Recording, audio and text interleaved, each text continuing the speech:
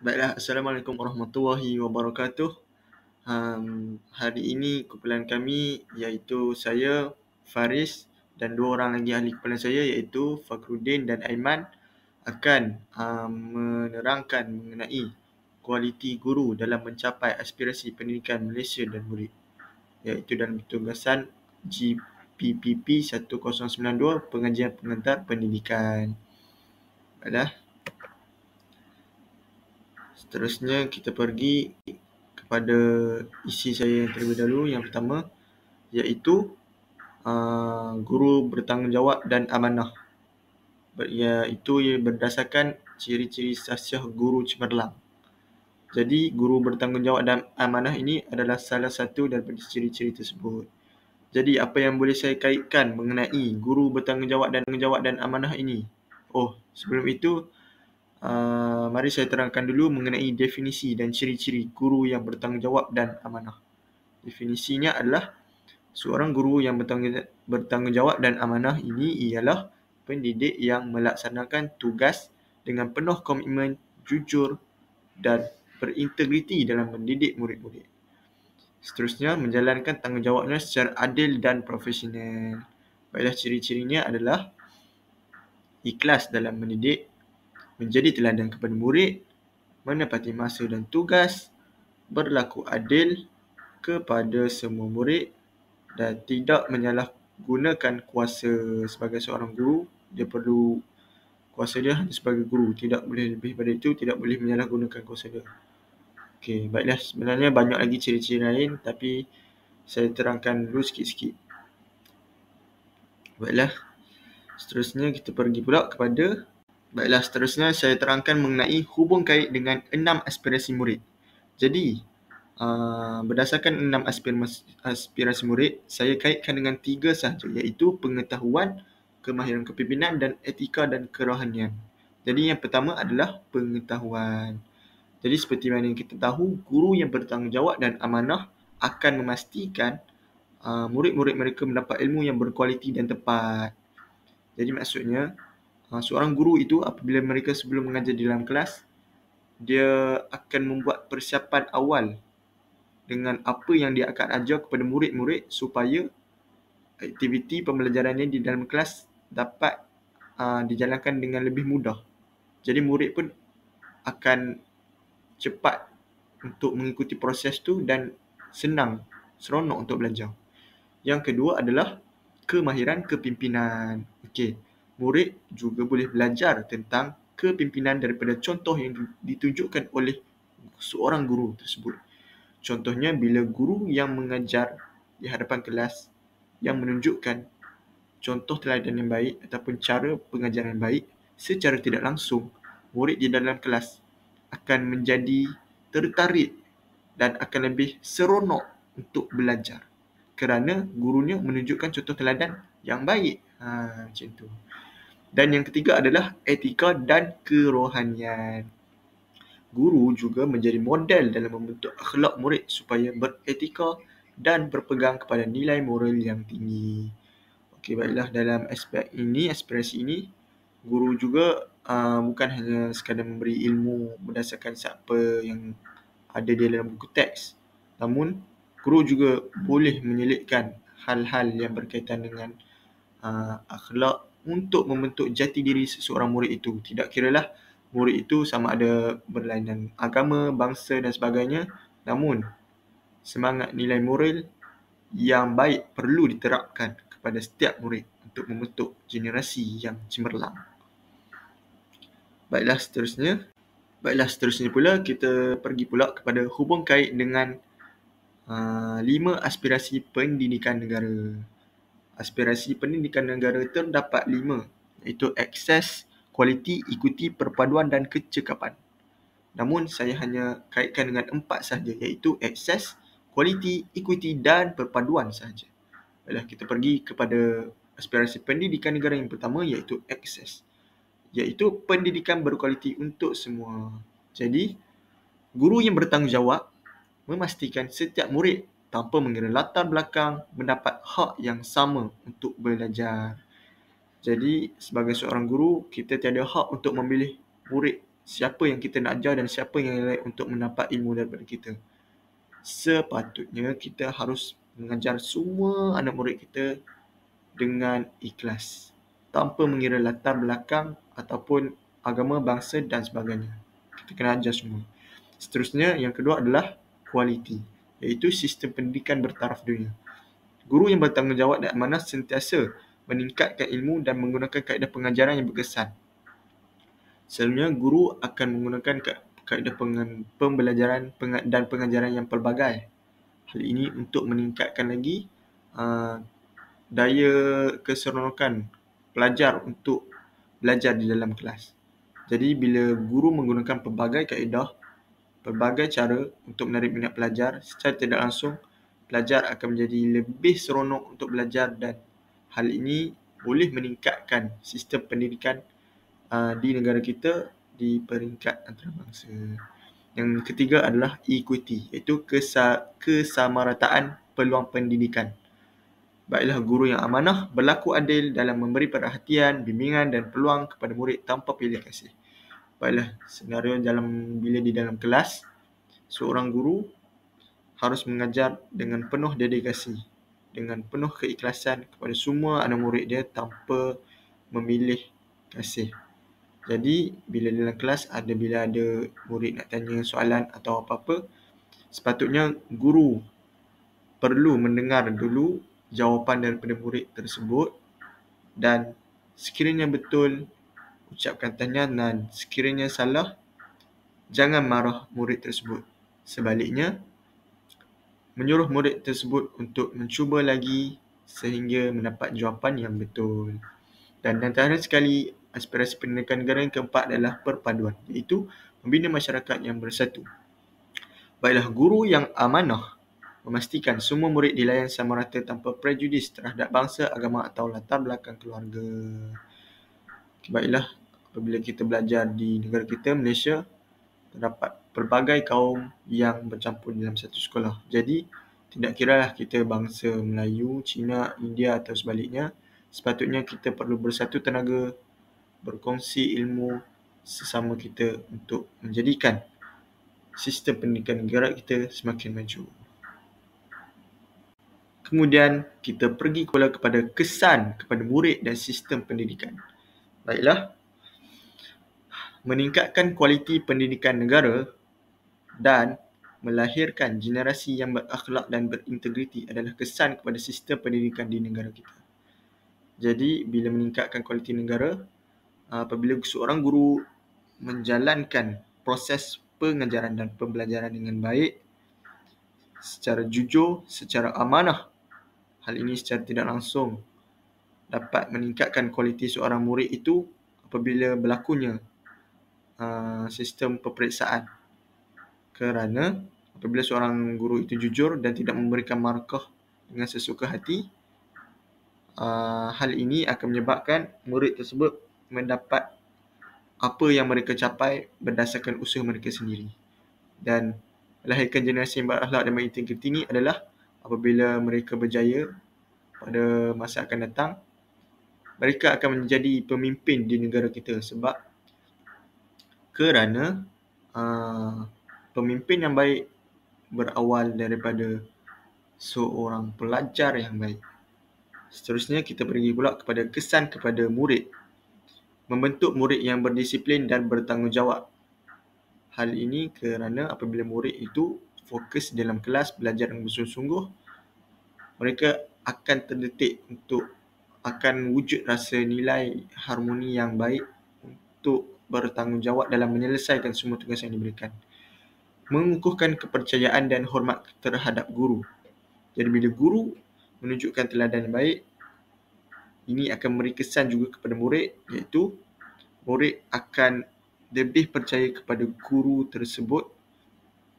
Namun bukan sahaja murid, malah bahkan ibu bapa juga turut percaya dengan kebolehan guru itu untuk mengajar anak-anak mereka. Baiklah, akhir sekali kita pergi kepada kesan kepada proses pengajaran dan pembelajaran. Baiklah, yang pertama adalah menjamin kualiti pengajaran yang tinggi. Okey, menurut Halim 2019, Guru bertanggungjawab sentiasa membuat persediaan yang rapi menguasai subjek tersebut dan menggunakan kaedah pengajaran yang sesuai untuk mengajar murid-murid mereka di dalam kelas. Kesannya, murid akan lebih mudah untuk memahami dan menguasai ilmu dengan betul, meningkatkan keberkesanan sistem pendidikan di negara kita. Hal ini juga dapat memberikan kesan di peringkat global apabila murid berjaya pada masa akan datang, secara tidak langsung akan meningkatkan peluang pekerjaan akademik di peringkat antarabangsa. Yang kedua pula adalah meningkatkan keberkesanan penilaian akademik. Menurut Sophia 2016, guru yang bertanggungjawab memastikan penilaian dibuat secara adil dan berdasarkan prestasi sebenar murid dan tidak mengubah keputusan peperiksaan untuk memenuhi kehendak pihak tertentu. Jadi kita sebagai seorang guru perlulah menjalankan tugas dan amanah kita dengan penuh jujur dan adil. Jangan kita apabila kita dapat desakan daripada pihak atasan, kita pun buat ikut apa yang pihak atasan nak. Jikalau hasrat pihak atasan baik, teruskan. Namun jika sebaliknya, sepatutnya kita harus bersikap jujur dan berterus terang tentang apa yang sepatutnya kita perlu lakukan. Jadi kesannya adalah keputusan akademik yang lebih mantap mencerminkan tahap sebenar pencapaian murid tersebut sekaligus meningkatkan integriti pendidikan di negara kita. Jadi sebentar tadi kita dah lihat Faris telah menerangkan sesiah guru bertanggungjawab dan amanah. Dan sekarang giliran saya untuk menerangkan sesiah guru berakhlak mulia. Sebelum saya terangkan dengan lebih lanjut, saya akan terangkan dulu definisi dan ciri-ciri guru berakhlak mulia. Jadi, definisi. Guru berakhlak mulia ni ialah individu yang menunjukkan nilai-nilai moral yang tinggi, menjadikan teladan positif kepada pelajar dan masyarakat. Mempraktikkan tingkah laku yang terpuji serta mematuhi etika profesion keguruan. Ciri-cirinya, amanah dan jujur dalam melaksanakan tugas, sabar dan penyabar dalam menghadapi cabaran, prihatin dan empati terhadap keperluan murid, akhir sekali adil dan saksama tanpa pilih kasih dalam kalangan murid-murid. Seterusnya, kita masuk kepada kesan kepribadian guru berakhlak mulia dalam PDP. Jadi yang pertama, mewujudkan suasana pembelajaran yang harmoni. Jadi guru yang berakhlak mulia ni kebiasaannya dia akan tunjuk sikap penyayang, sabar dan menghormati pelajar. Contohnya lah, apabila pelajar melakukan kesilapan, guru ni tidak akan cepat marah atau menghukum, tapi sebaliknya dia akan memberi teguran dengan bijak dan berhemah. Jadi ini mewujudkan suasana pembelajaran yang kondusif di mana pelajar merasa dihargai, tidak takut untuk belajar dan lebih terbuka untuk bertanya serta berkongsi pendapat. Yang kedua, menjadi teladan positif. Jadi guru yang berakhlak mulia ni, dia akan tunjukkan contoh kepada pelajar dalam membentuk sikap, nilai dan tingkah laku yang baik. Sebagai contoh, jika seorang guru tu dia tunjukkan sifat kejujuran, kerajinan dan ketelusan dalam melaksanakan tanggungjawab, jadi pelajar ni dia akan terikut ataupun terdorong untuk tiru sikap tersebut. Jadi ini membantu peribadi pelajar yang cemerlang bukan sahaja dalam akademik tetapi juga dalam kehidupan seharian mereka.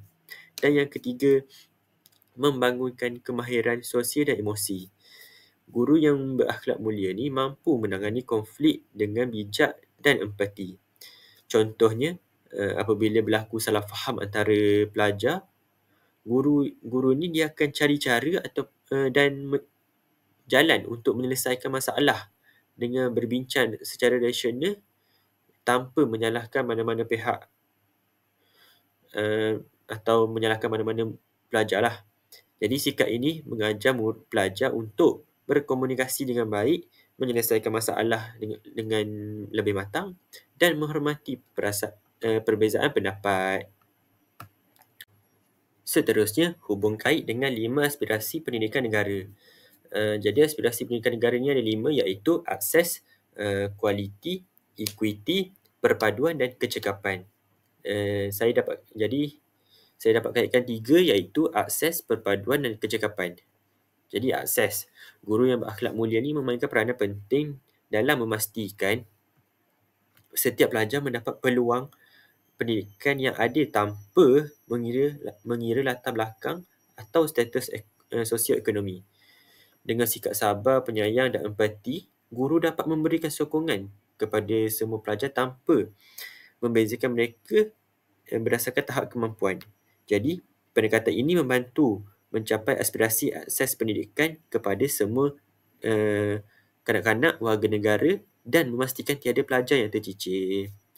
Yang kedua, perpaduan. Jadi guru yang berakhlak mulia ni menghormati kepelbagaian budaya, agama dan bangsa dalam kalangan pelajar.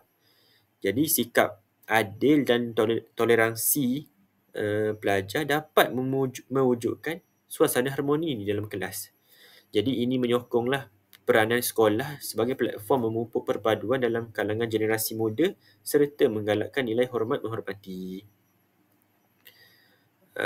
Dan yang ketiga, kecekapan.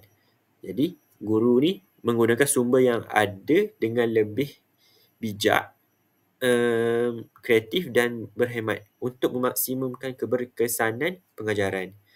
Jadi, dengan sifat dedikasi dan tanggungjawab ni, guru dapat mengelakkan pembaziran masa dan memastikan setiap sesi pembelajaran mencapai objektifnya. Jadi, pendekatan ini selari dengan aspirasi untuk memaksimumkan keberkesanan murid mengikut peruntukan sedia ada. Seterusnya, hubung kait dengan 6 aspirasi murid. Jadi, aspirasi murid ada 6, iaitu pengetahuan, kemahiran berfikir, kemahiran memimpin, etika dan kerohanian, kemahiran dua bahasa dan akhir sekali, identiti nasional. Jadi, saya kaitkan 4. Jadi, yang pertama, kemahiran memimpin. Guru yang berakhlak mulia ni, dia akan tunjukkan kepimpinan melalui teladan dengan memaparkan nilai integriti, tanggungjawab dan ketulusan. Jadi guru bukan hanya memimpin kelas dengan tegas, tetapi juga dengan penuh empati, membantu murid memahami kepentingan nilai, kepimpinan yang adil dan beretika. Guru memberi peluang kepada murid untuk mengetuai aktiviti kelas atau kumpulan kecil, membimbing mereka membuat keputusan dengan lebih bijak dan mempertimbangkan pandangan orang lain. Jadi kesannya murid bukan sahaja belajar mengurus diri sendiri, malah membina keyakinan dalam memimpin orang lain dengan penuh hormat. Yang kedua, kemahiran berfikir. Jadi, guru akan menggalakkan murid untuk berfikir secara kritis dan kreatif. Dalam proses pengajaran, guru sering mengemukakan soalan-soalan yang mencabar minda mereka serta merangsang perbincangan yang mendalam.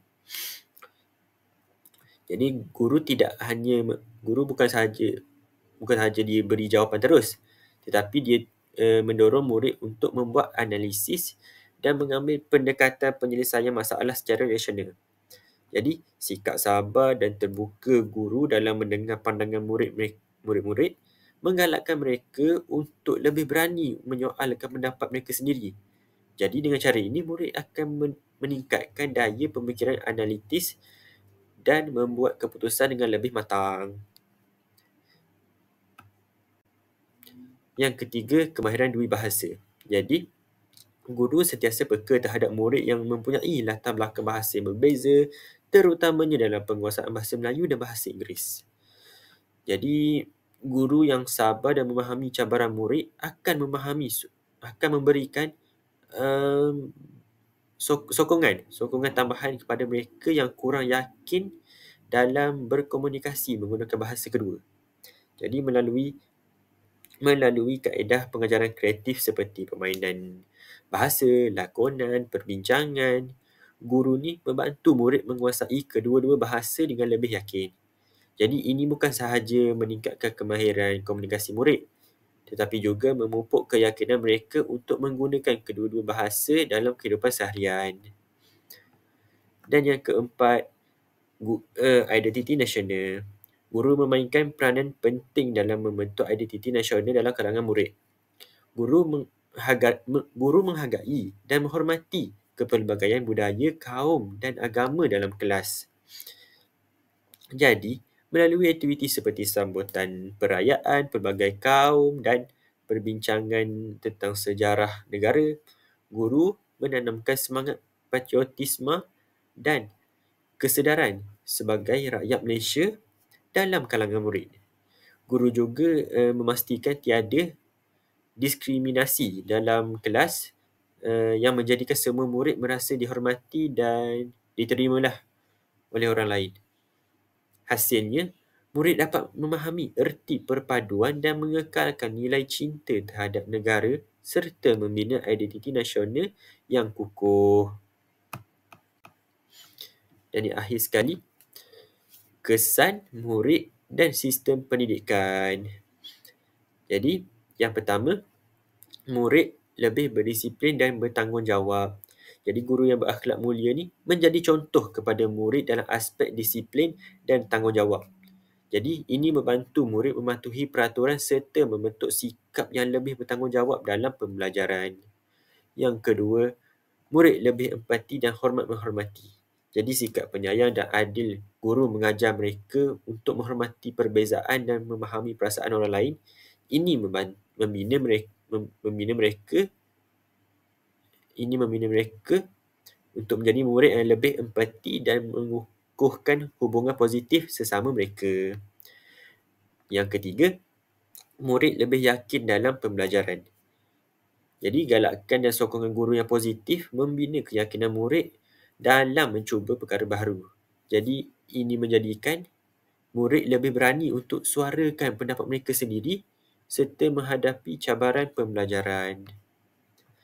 Dan yang keempat, sistem pendidikan lebih harmoni dan kondusif. Jadi, kepribadian guru yang mulia mewujudkan suasana pembelajaran yang positif dan kondusif. Hubungan baik antara murid dan guru akan meningkatkan kualiti pengajaran dan pembelajaran iaitu PDP secara keseluruhan. Baiklah, sebentar tadi kita dah tengok pembentangan daripada Faris yang menekankan tentang sifat seorang guru yang bertanggungjawab dan amanah, dan Aiman pula terangkan tentang seorang guru yang berakhlak mulia kan. Jadi untuk pembentangan saya pada hari ini, saya akan menerangkan tentang siasat seorang guru yang berfikiran terbuka. Jadi pada hari ini, kita akan memahami tentang hubungan antara sifat seorang guru yang berfikiran terbuka, kesannya terhadap proses pengajaran dan pembelajaran PDP serta impaknya terhadap murid dan sistem pendidikan negara kita. Kita sedia maklum bahawa pendidikan sentiasa berkembang seiring dengan perubahan zaman, kan? Oleh itu, sifat berfikiran terbuka dalam kalangan guru ni amat penting. Untuk apa? Untuk kita pastikan sistem pendidikan kekal relevan dan berkesan. Jadi sebelum saya meneruskan pembentangan saya pada hari ini, izinkan saya terlebih dahulu untuk menerangkan terlebih dahulu apakah itu definisi guru berfikiran terbuka. Jadi seorang guru yang berfikiran terbuka ni adalah guru yang sentiasa bersedia menerima perubahan, menghargai kepelbagaian dalam kalangan murid serta sentiasa mencari pendekatan baru bagi meningkatkan keberkesanan PDP. Guru-guru macam ni juga sentiasa mempunyai sifat positif dan memandang positif terhadap semua murid dan akan ambil kira pendapat semua murid secara terbuka dan adil. Guru-guru macam ni sebenarnya mereka ni tak terikat kepada kaedah lama semata-mata, tetapi lebih fleksibel dan inovatif dalam mendidik murid. Sebagai contoh kan, bayangkan seorang guru ni yang dah biasa mengajar menggunakan kaedah papan putih dan buku teks, mereka ni apabila diberikan pendekatan baru macam penggunaan teknologi, mereka tak akan menolak terus sebenarnya. Mereka akan mencuba dan melihat bagaimana pendekatan baru ni dapat membantu murid-murid lebih memahami pelajaran mereka. Inilah definisi guru berfikiran terbuka. Jadi, kita selepas ni akan tengok apakah sebenarnya kesan kepada proses PDP apabila murid-murid ni diajar oleh guru-guru yang mempunyai sifat sahsiah seperti ini. Okey, jadi yang pertama sekali, adalah flexibility dan inovasi dalam pengajaran. Jadi guru yang terbuka, yang bersifat terbuka kepada teknologi sebagai contohnya kan, akan memanfaatkan alat digital seperti kecerdasan buatan AI dalam pengajaran mereka. Contohnya, penggunaan chatbot interaktif atau kita panggil sebagai ChatGPT ni dalam pembelajaran dapat menjadikan sesi PDP seorang guru ni akan jadi lebih menarik. Sebagai contohlah kan, seorang guru bahasa Melayu ni digunakan ChatGPT ni untuk menjana teks dan latihan interaktif untuk apa? Untuk tarik minat murid-murid ni belajar dengan lebih seronok. Yang kedua, pembelajaran akan lebih berpusatkan kepada murid. Sebab apa? Sebab guru-guru yang berfikiran terbuka ni, yang bersifat terbuka ni, mereka akan bagi peluang kepada murid-murid mereka untuk meneroka dan menyuarakan pendapat mereka sendiri. Perkara ni bagus tau sebenarnya, sebab apa? Mereka ni dapat menggalakkan pemikiran kritis dan kreatif dalam kalangan murid serta dapat tingkatkan lagi daya autonomi dalam pembelajaran mereka. Misalnya, dalam satu kelas sejarah ni kan, seorang guru ni dia akan benarkan murid untuk membahaskan tentang satu topik dengan pelbagai perspektif. Bukan menyuruh mereka ni untuk setuju dengan satu pandangan saja.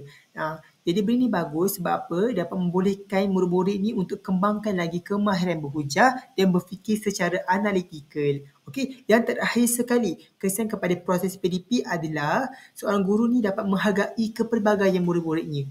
Okey, sebagaimana kita tahulah, murid-murid ni, mereka ni ada gaya pembelajaran yang berbeza. Ada kelas yang macam ni suka belajar macam ni, ada kelas yang macam tu suka belajar macam tu. Okey, jadi guru-guru yang berfikiran terbuka ni, mereka akan sesuaikan kaedah PDP mereka ni bagi pastikan murid-murid ni seronok dan dapat manfaat yang maksimum daripada pembelajaran mereka. Contohnya ni kan, seorang guru matematik ni perasan murid-murid diorang ni suka belajar guna kaedah visual. Jadi apa yang guru matematik ni buat? Guru-guru matematik ni dia akan mengajar gunakan video animasi dan infografi untuk bantu pemahaman mereka dengan lebih baik. Okay. Jadi kita dah tengok kesan kepada proses PDP kan. Lepas tu kita akan tengok kesan kepada murid dan sistem pendidikan bila adanya guru berfikiran terbuka ni. Okey, jadi dengan adanya guru yang berfikiran terbuka ni, murid ni akan lebih berdaya saing, berfikiran kritis dan inovatif. Mereka juga akan lebih yakin dalam mengemukakan pandangan serta bersedia untuk hadapi cabaran masa hadapan. Sebagai contoh kan, bila murid ni dah biasa dibimbing oleh seorang guru yang berfikiran terbuka, mereka akan lebih berani bertanya dan berkongsi idea. Benda ni bagus supaya apa? Supaya murid-murid ni akan menjadi lebih proaktif dalam pembelajaran dan tak hanya bergantung kepada buku teks semata-mata. Kalau kita tengok daripada sudut pendidikan pula kan, pendekatan ni sangat-sangat bagus sebab apa? Benda ni dapat menjadikan sistem pendidikan kita ni lebih dinamik dan relevan dengan perkembangan global. Benda ni penting supaya kita dapat melahirkan generasi yang kompeten serta bersedia menghadapi revolusi industri yang keempat. Okey, jadi kita dah settle dah. Kita dah selesai kepada kesan kepada murid dan sistem pendidikan. Kita dah selesai kepada kesan kepada proses PDP. Jadi, ada kaitan ke siasat seorang guru ni dengan aspirasi murid, aspirasi pendidikan? Mestilah ada kaitan. Jadi, antara kaitannya dengan 6 aspirasi murid yang kita dapat kaitkan dengan sifat guru yang berfikiran terbuka ni, yang pertama sekali dapat meningkatkan kemahiran berfikir murid-murid. Okey, guru yang berfikiran terbuka ni dapat bantu murid-murid ni untuk berfikir secara lebih, untuk murid-murid dapat bantu murid ni untuk berfikir secara lebih analitikal, kritis dan kreatif. Sebagai contoh kan, dalam sesi PDP ni, guru-guru ni akan lebih menggalakkan pelajar ni untuk bagi jawapan, untuk bertanya soalan yang lebih mencabar dan mencari jawapan melalui perbincangan. Benda ni bagus supaya apa? Murid-murid ni akan lebih berdaya saing untuk mendapatkan jawapan yang tepat. Yang kedua, dapat memupuk identiti nasional dalam kalangan murid-murid. Sebab apa? Guru berfikiran terbuka ni, diorang dah faham kepentingan pendidikan yang bersifat inklusif dan menghargai budaya serta warisan negara. Misalnya, dalam subjek sejarah, guru ni tak akan hanya mengajar fakta tetapi akan bagi ruang untuk perbincangan mengenai kepelbagaian budaya kat Malaysia agar murid-murid mereka ni lebih memahami perpaduan dan memahami kepentingan atau kepelbagaian etnik di negara ini. Okey? Jadi, yang terakhir sekali adalah dapat meningkatkan lagi aspek kepimpinan dalam diri murid-murid ni. Guru-guru yang berfikiran terbuka ni, mereka ni akan memberi kepercayaan kepada murid-murid untuk kembangkan lagi bakat kepimpinan mereka dalam diri mereka. Melalui apa? Melalui aktiviti kelas dan co-curricular. Contohnya dah kan, seorang guru yang berfikir terbuka ni, diorang akan bagi peluang kepada murid-murid ni untuk ketuai sesi perbincangan, anjurkan projek komuniti ataupun buat pembentangan untuk apa? Untuk tingkatkan lagi keyakinan dalam diri murid-murid ni dan meningkatkan kemahiran komunikasi murid-murid mereka. Okey. Jadi, untuk kaitan dengan aspirasi pendidikan kita pula, yang pertama sekali akses. Akses. Jadi, bila guru yang berfikiran terbuka ni, mereka ni akan lebih fleksibel dalam pendekatan PDP untuk pastikan semua murid-murid mendapat peluang pembelajaran yang adil. Sebagai contoh kan, guru ni boleh menggunakan teknologi untuk sediakan bahan pembelajaran kepada murid yang kurang berkemampuan atau yang mempunyai keperluan khas. Jadi, murid-murid semua dapat mengakses sistem pendidikan yang lebih baik. Yang kedua, kualiti. Dengan bersifat terbuka terhadap perubahan dan inovasi, guru ni dapat meningkatkan lagi kualiti pengajaran mereka. Sebagai contoh, guru yang menerima pakai kaedah pembelajaran interaktif dan berasaskan masalah akan dapat bantu murid faham sesuatu konsep dengan lebih mendalam dan praktikal. Okey, dan pembelajaran PDP juga akan lebih seronok. Sebab apa? Sebab adanya penggunaan teknologi dalam kelas. Okey, jadi ini dapat meningkatkan lagi kualiti sistem pendidikan negara kita. Yang terakhir sekali adalah perpaduan. Kenapa? Kerana guru yang berfikiran terbuka ni akan memainkan peranan penting dalam bentuk generasi yang bersatu padu. Dan tanpa mengira latar belakang, ekonomi ataupun kaum murid ni. Jadi murid-murid akan sentiasa terbina hubungan mereka dan dapat hidup dalam keadaan harmoni. Jadi sebagai kesimpulan kepada pembentangan kumpulan kami, ini saya cakap di sini bahawa sifat-sifat khasiat seorang guru ni amat penting untuk kita amalkan sebagai bakal-bakal seorang pendidik. Kenapa? Kerana bila kita ada sifat-sifat yang baik ni, kita dapat melahirkan generasi yang mampu bersaing di peringkat global serta mempunyai prinsip peribadi yang sangat baik dan adab yang mulia. Jadi, itu sahaja perkongsian daripada kumpulan kami. Sekian sahaja daripada kumpulan kami. Terima kasih.